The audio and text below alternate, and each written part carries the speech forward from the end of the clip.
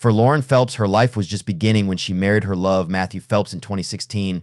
Both were deeply committed to their Baptist church, with Lauren teaching Sunday school and Matthew serving as a minister. But in the fall of 2017, their lives would take a tragic turn. Late one night, a horrific crime occurred in their home, a crime that Lauren would not survive. When Matthew called 911, his statements were haunting and deeply unsettling, leaving investigators puzzled. But in this case, however, there's little background available. It's unclear if Lauren's and Matthew's families chose privacy, or a few interviews were given, but details of their early lives remain sparse. Oddly enough, most of what we know about them comes from Instagram. Lauren was involved with Scentsy, a company similar to Avant, where consultants sell products for commission. Scentsy in particular focuses on candles and wax warmers. For clarity, they're not a sponsor here, and some consider Scentsy to be a pyramid scheme, though that's debatable. Lauren joined Scentsy around 2015 or 2016 and seemed successful, even receiving awards. Her Scentsy income allowed her to stay home while Matthew trained as a pastor. In case you're unfamiliar, pastors in the Baptist church lead services, offer counsel, and guide the congregation. In a non-denominational church, a pastor's role is similar to that of an elder who oversees donations and community projects, but the Baptist role is more hands-on.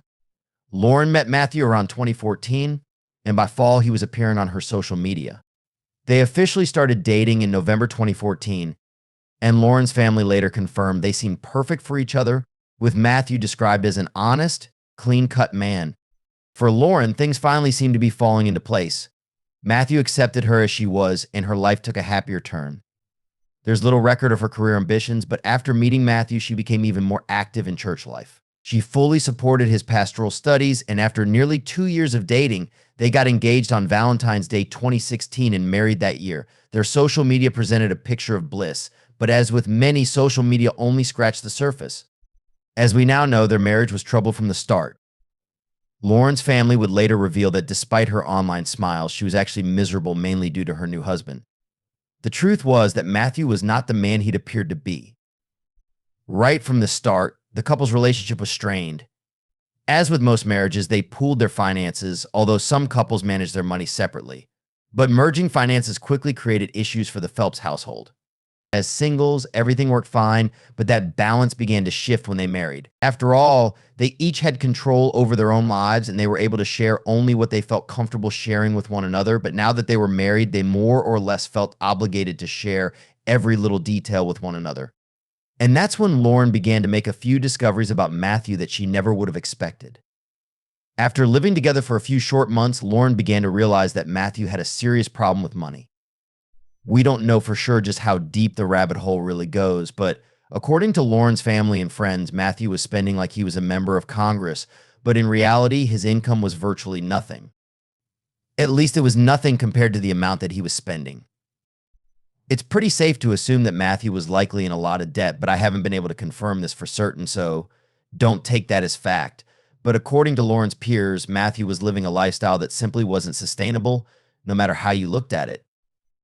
This naturally caused serious problems in the couple's relationship, and Lauren was at wit's end no sooner than their marriage had begun. Lauren was known for being a very resourceful, honest, and caring person about how she lived her life. Matthew, on the other hand, was a bit more rambunctious and careless.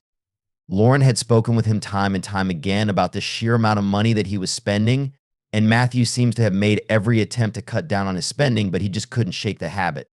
After all, for some people, buying things can be an addiction, even a way to hide their pain and discomfort in various aspects of their lives, and this certainly seems to have been true for Matthew. Matthew was unhappy with his life. On the surface, he had everything: a beautiful wife, a fulfilling job, a nice car, everything most people would ever aspire to have, but that just wasn't enough for him. Lauren grew so concerned about Matthew's spending habits that she began limiting access that he had to their bank accounts, but even this didn't seem to work, as he'd always find ways around Lauren's safeguards. This led to one argument after another, and before they knew it, both Lauren and Matthew were at wit's end with one another. Lauren seems to have been set on working out whatever flaws the couple had, but she can only take so much. In mid-2017, Lauren had been speaking with a few of her friends about Matthew, and she began to fear that their relationship wasn't going to work out. No matter what she did, she felt like Matthew wasn't willing to cut back on his spending, and if the couple were ever going to start a family together, big changes would need to be made, but Matthew wasn't willing to make these changes. To top this off, Lauren had begun to suspect that Matthew was being unfaithful, but she couldn't prove anything just yet. At this point, it was more of just a gut feeling than anything else. Lauren did her best to see past Matthew's flaws, but they were becoming too large to ignore, and it was causing their lives to spiral out of control. While Lauren was obsessed with things like her cute outfits, Star Wars dogs, and children, Matthew's priorities were elsewhere. See, Matthew wasn't the man that he portrayed himself to be. Matthew had a dark side. Contrary to Lauren's more lighthearted interests and hobbies, Matthew seemed to have an affinity for horror movies and the macabre, particularly the movie American Psycho. If you've never seen the movie, a quick rundown is that the main character, Patrick Bateman, is an investment banker who lives a double life as a serial killer.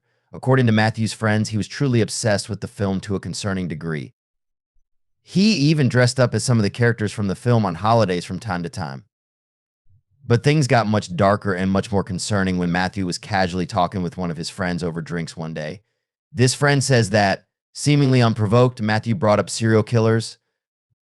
But not only this, he confessed that he often wondered what it would be like to claim someone's life. Now, I'm sure this is a thought that's crossed all our minds at some point in our lives, but Matthew seemed strangely curious. This wasn't just a passing thought for him.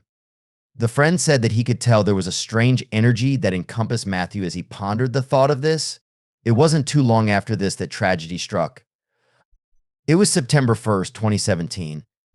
The Phelps couple were happily asleep in their apartment, and it was by all means a night like any other. The two had turned in for the evening and went to Always Did. But at some point in the middle of the night, Matthew was haunted by twisted dreams that he couldn't seem to shake off. Matthew had actually revealed that he struggled to sleep most nights. This led him to go to various means to try to get some rest, oftentimes relying on over-the-counter medications to get to sleep, though there are some rumors that he may have been involved in much harder substances as well. On this particular night, Matthew had taken a high dose of cough medicine as he'd heard from a friend that it was the easiest way to turn in for the night. But one of the side effects of this medicine is that it can cause some rather wild dreams, and Matthew was experiencing this firsthand. He never revealed specifically what these crazy dreams were about, but they were so disturbing that he eventually got out of bed to clear his mind for a bit, trying to calm down. As he crept out of bed, he stumbled over to the bedroom doorway and turned on the light. But when he turned to face the room, he couldn't believe his eyes. At first, he thought he was still dreaming, but he quickly realized this was no dream, this was real life. When he turned around, Matthew found Lauren lying on the floor, the entire bedroom covered in red stains. On the bed, he noticed the knife, and when he looked down at his clothing, he noticed he was covered in red from head to toe. Unsure of what to do, Matthew did the only sensible thing and called the police.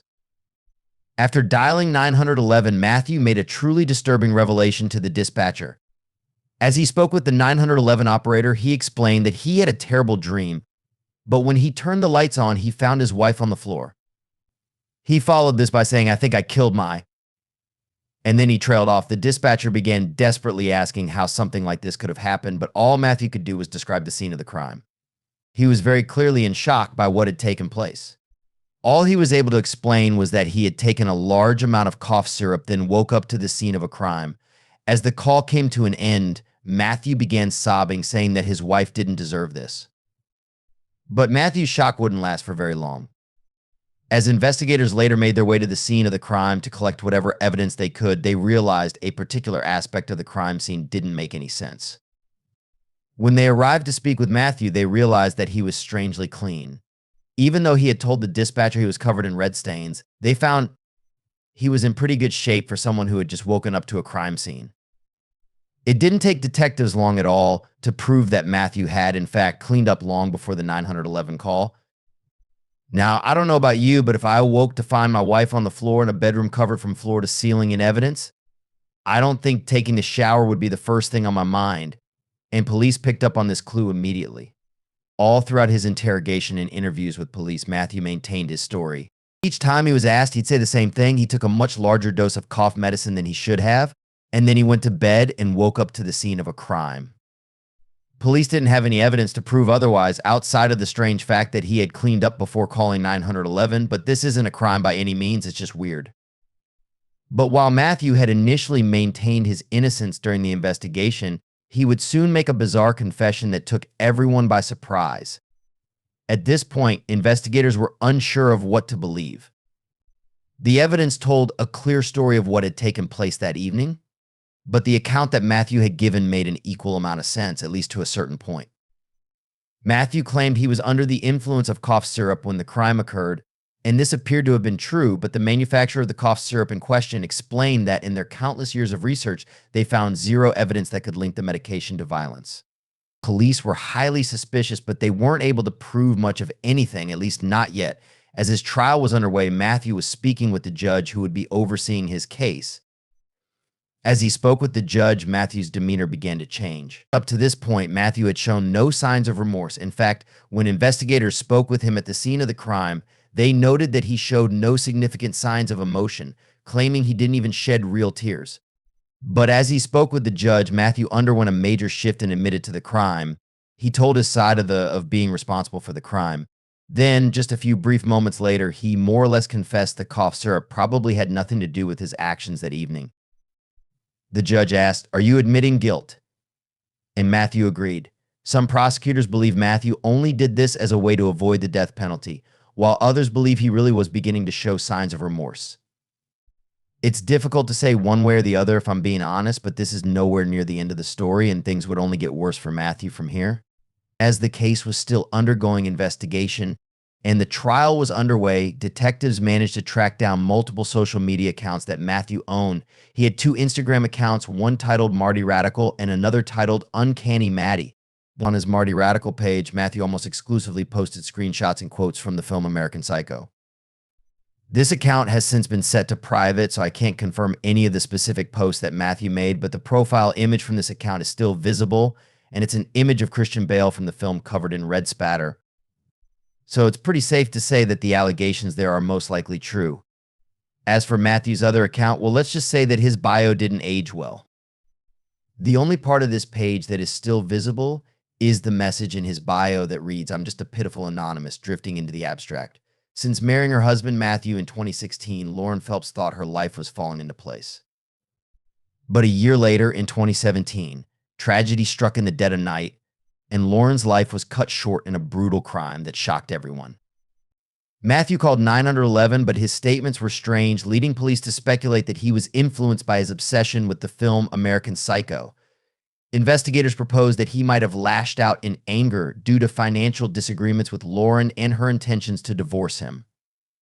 They alleged that, in a fit of rage, Matthew acted out a scene from the movie, stabbing Lauren over 120 times before taking the time to clean himself up, only then calling the police. Though Matthew hasn't openly confirmed these accusations, it's hard to dismiss the police's assessment. In the aftermath, Lauren's family expressed their sorrow and regret over the final weeks of her life. Lauren's father shared that shortly before her death, he noticed that she seemed tense and fearful, a change he now believes may suggest Matthew had planned the crime, with Lauren sensing danger but not knowing what to do. Tragically, she also learned that Matthew had been unfaithful. Lauren's sister recalls speaking to her just hours before the tragedy. Lauren had shared that she'd caught Matthew sneaking out to meet another woman, and the couple had argued over this affair. Her sister suspects they may have been fighting over this again the night of the crime, which could have led to Matthew's violent outburst, although this hasn't been proven. Lauren's family is devastated. Her mother believes Matthew manipulated everyone around him, arguing the crime had been on his mind long before it occurred. According to her, police reported that many of Lauren's injuries were inflicted from behind, and they suspect Matthew had forced her to the ground, attacking her as she lay defenseless. Lauren's father, overwhelmed with guilt, said, "I think every day about what I missed and how I didn't see it coming. I regret not noticing the signs." When asked if he could ever forgive Matthew, he replied, "No, I'll carry this pain for the rest of my life." Ultimately, Matthew was sentenced to life without parole. And while some may view this case as a Christian man betraying his faith, Matthew was no genuine Christian. One of his social media profiles didn't even list him as a pastor or aspiring minister, but as an entrepreneur. Real Christianity is about compassion, kindness, and following Christ's teachings. Matthew was far from that. His actions only exposed him as someone who had long since abandoned his faith. Though he now faces a life behind bars, redemption is still possible. The faith Matthew claimed to follow teaches that anyone can change. Perhaps one day he'll understand the harm he's caused and make peace with what he's done. But for now, he's paying the price for the devastation he brought upon Lauren and her family. Thanks for watching True Crime Syndicate, and I'll see you in the next video. This account has since been set to private, so I can't confirm any of the specific posts that Matthew made, but the profile image from this account is still visible, and it's an image of Christian Bale from the film covered in red spatter. So it's pretty safe to say that the allegations there are most likely true. As for Matthew's other account, well, let's just say that his bio didn't age well. The only part of this page that is still visible is the message in his bio that reads, "I'm just a pitiful anonymous drifting into the abstract." Since marrying her husband Matthew in 2016, Lauren Phelps thought her life was falling into place.